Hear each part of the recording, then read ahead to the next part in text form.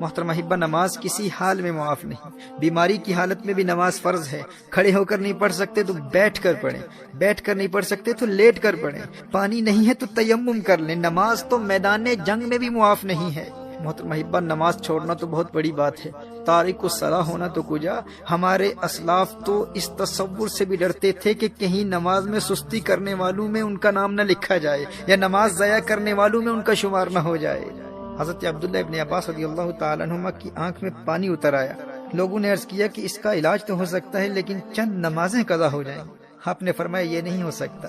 میں نے نبی کریم صلی اللہ علیہ وآلہ وسلم سے سنا ہے کہ جو شخص نماز نہ پڑھے وہ اللہ جل وعلا کے یہاں ایسی حالت میں حاضر ہوگا کہ اللہ جل وعلا اس سے ناراض ہوگا۔ اللہ اکبر! کہا کہیں میرا اللہ ناراض نہ ہو جائے۔ حدیث شریف میں آتا ہے نا کہ من لقی اللہ وہو مودع للصلاۃ، جو اللہ جل وعلا سے یوں ملاقات کرے کہ وہ نماز کو ضائع کرنے والا ہو تو اللہ جل وعلا اس کی کسی نیکی کی پرواہ نہیں کرتا۔ وہ خود کو نیکوکار سمجھے گا کہ میری اور تو بہت نیکیاں ہیں، ٹھیک ہے میری نماز قضا ہو گئی تھی لیکن میں نیک تو ہوں، میں صدقات دیتا ہوں، میں نے مسجدیں بنائی ہیں، میں خدمت خلق بجا لاتا ہوں، میرے اخلاق اچھے ہیں، یعنی اس کی اور بے شمار نیکیاں ہوں گی۔ وہ روزے دار بھی ہوگا، اس نے حج بھی کیا ہوا ہوگا، وہ خدمت خلق بھی بجا لاتا ہوگا، صدقات بھی دیتا ہوگا۔ وہ کہے گا کہ میری اور بے شمار نیکیاں ہیں، میں ایک اچھا انسان ہوں، کبھی کسی پر ظلم نہیں کیا، میں نے کبھی کسی کو مارا نہیں ہے، میں نے کسی کو کوئی تکلیف نہیں پہنچائی۔ کہا کہ اگر وہ تارک الصلاح ہے، اگر اس کی نمازیں ضائع ہو جاتی ہیں، اگر وہ نمازیں قضا کرتا ہے تو اللہ جل وعلا کو قیامت کے روز اس کی کسی اور نیکی کی پرواہ نہیں ہوگی۔ یہ حضور اکرم صلی اللہ علیہ وسلم کی حدیث ہے۔ اور ایک حدیث شریف میں آتا ہے من ترک الصلاۃ لقی اللہ وہو علیہ غضبان۔ اللہ اکبر!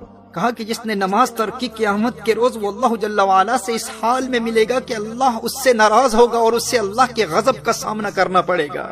محترم احبہ، نبی کریم صلی اللہ علیہ وآلہ وسلم نے ارشاد فرمایا کہ قیامت کے روز بندے سے سب سے پہلے اس کی نماز کے متعلق سوال ہوگا۔ اس سے پوچھا جائے گا نماز پڑھتا تھا کہ نہیں۔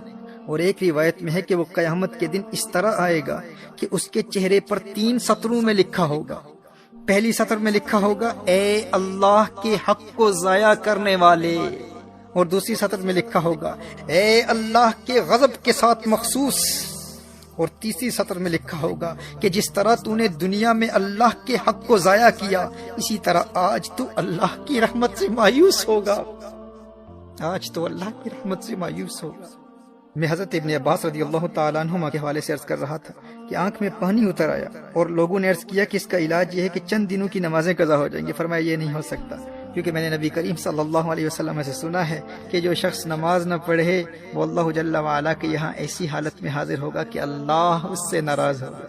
محترم احبہ، اگرچہ ان کے اس عذر کی وجہ سے نماز چھوڑنا ان کے لیے جائز تھا، وہ اس عذر کی وجہ سے ہرگز تارک الصلاۃ نہ ہوتے، لیکن انہیں اس بات کا خوف تھا کہ کہیں نماز ضائع کرنے والوں میں میرا شمار نہ ہو جائے۔ اور ایک روایت میں تو آیا ہے کہ انہیں کہا گیا کہ آپ کی نمازیں قضا نہیں ہوں گی، بس 5 دن زمین کے بجائے بلند لکڑی پر سجدہ کرنا ہوگا، یعنی زمین پر سجدہ نہیں کر پائیں گے، سجدہ کریں گے لیکن بلند لکڑی پر سجدہ کرنا ہوگا۔ تو حضرت عبداللہ ابن عباس رضی اللہ تعالیٰ عنہما نے ارشاد فرمایا 1 رکعت بھی اس طرح ادا نہیں کروں گا۔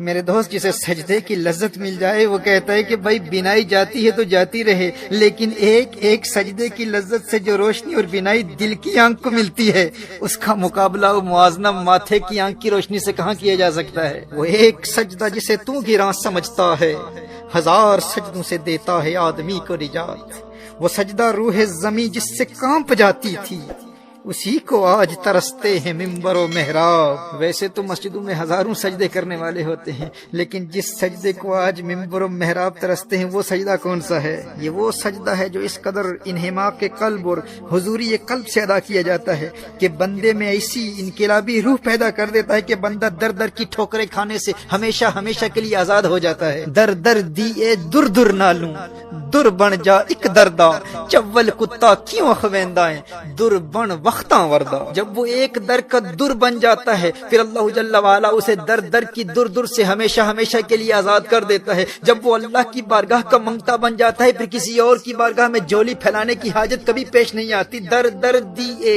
در در نالوں در بن جا ایک دردا، چول کتا کیوں اخویندہ ہیں در بن وقتاں وردہ۔ وہیں سجدہ ہے لائی کے اہتمام کہ ہو جس سے ہر سجدہ تجھ پہ حرام، وہیں سجدہ ہے لائی کے اہتمام کہ ہو جس سے ہر سجدہ تجھ پہ حرام۔